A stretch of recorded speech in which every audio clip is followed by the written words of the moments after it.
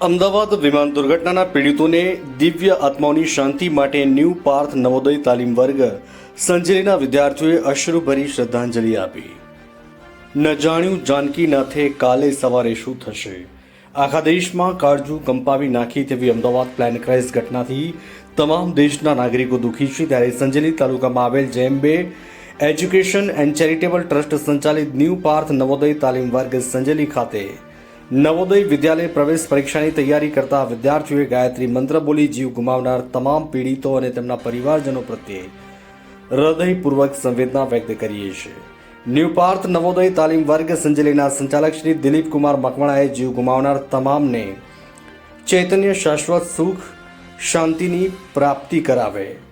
જેમને જીવ ગુમાવેલ છે તેમના પરિવારો પ્રત્યે સંવેદના વ્યક્ત કરું છું અને ભગવાનને પ્રાર્થના કરું છું અને અશ્રુભરી શ્રદ્ધાંજલિ આપી હતી। ન્યૂ પાર્થ એજ્યુકેશન ગ્રુપ સંજેલીના સભ્યો રાજુભાઈ મકવાણા, અશ્વિનભાઈ સંગાળા ઉપસ્થિત રહ્યા હતા।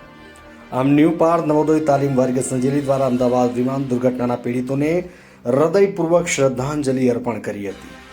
Bureau chief Sanjay Jaiswal, Mahisagar.